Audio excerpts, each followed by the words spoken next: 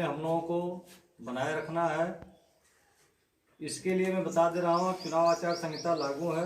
कुछ लोगों को हो सकता है कुछ बातें क्लियर ना हो, तो क्लियर समझ लीजिए। बिना परमिशन के कोई जुलूस, कोई सभा नहीं होगी।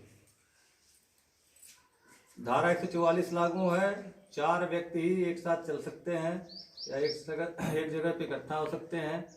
अगर उससे ज़्यादा लेके घूम रहे हैं कहीं, तो वो जो है जुलूस की शक्ल में फिर जो आचार संहिता को उल्लंघन माना जाएगा। पकड़े जाने पे मुकदमा दर्ज होगा, कार्रवाई होगी। कहीं भी गांव में कोई प्रत्याशी वॉल पेंटिंग, दीवार पे कोई प्रचार प्रसार नहीं लिखवा सकता है। कोई सरकारी बिल्डिंग पर कोई पोस्टर बैनर नहीं लग सकता है। अगर कोई लगा रहा तो आचार संहिता के उल्लंघन में उसके विरुद्ध जो है मुकदमा दर्ज होगा, कार्रवाई होगी। कहीं कोई पार्टी कर रहा है, किसी तरह का किसी प्रलोभन दे रहा है, कोई दबाव दे रहा है या कोई चीज वितरित कर रहा है, वहाँ पे मतदाता को अपने पक्ष में करने के लिए जैसे भी है, फिर पैसे बांटने की शिकायत मिल रही, कहीं इस तरह के पकड़े जाने पे तुरंत कार्रवाई होगी। अगर कहीं इस तरह का कोई कर रहा प्रत्याशी, तो आप लोग जो है थाने के सीओजी नंबर पे या टोल फ्री नंबर 112 है, उस पर सूचना दे सकते हैं। सूचना मिलने पे तुरंत उस पर कार्रवाई होगी।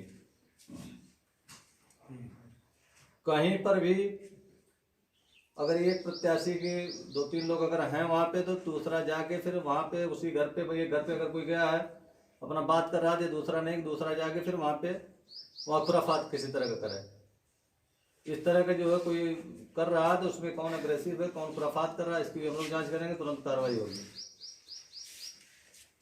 शांति व्यवस्था के दृष्टिगत जो है बहुत लोगों को पाबंद किया जा रहा है। जिन लोगों को नोटिस प्राप्त हो रही है, वो अपना तहसील से जाके वहाँ बंद पत्र भरेंगे। बंद पत्र भरने के बाद अगर किसी के द्वारा किसी शांति व्यवस्था भंग किया जाता है, मुकदमा दर्ज होगा, तो उसकी जो है जमानत राशि वसूल कराई जाएगी। कुछ लोग गलतफहमी में रहते हैं कि जाते हैं, दस्तखत बना के चले जाते हैं तहसील में 107। ठीक है, तो इस तरह की शिकायत दूसरी बार ना आए। और जो आप वाहन, यदि आपको प्रचार वाहन का प्रयोग करना है या किसी तरह का और रैली वगैरह निकालनी है, तो उसके लिए पहले आप थाने पर और तहसील में आवेदन करके अनुमति प्राप्त करेंगे। उसके बाद ही इस तरह का कोई कार्य करेंगे। और धारा 144 जिले में लागू है, सबको जानकारी है कि नहीं? धारा 144 का मतलब क्या है? इसका मतलब ये है कि एक जगह पे 4 व्यक्ति से अधिक लोग इकट्ठा नहीं होंगे। यदि 4 व्यक्ति से अधिक लोग किसी जगह पे इकट्ठा हैं और उनकी फोटो या वीडियो वायरल हो गया, तो उसी फोटो और वीडियो के आधार पर उनके खिलाफ कार्रवाई कर दी जाएगी। यहाँ पे आके पुलिस को छानबीन करने की आवश्यकता नहीं पड़ेगी, बैठे बैठे वहीं थाने से कार्रवाई हो जाएगी। इसलिए आप जितने भी प्रत्याशी हैं वो विशेष सतर्कता बरतते हुए इस तरह का कोई कार्य ना करें कि उनके जो है उम्मीदवारी पे प्रश्न चिन्ह उठे या उनके खिलाफ इस तरह की चुनाव लड़ने से पहले ही कार्रवाई हो जाए।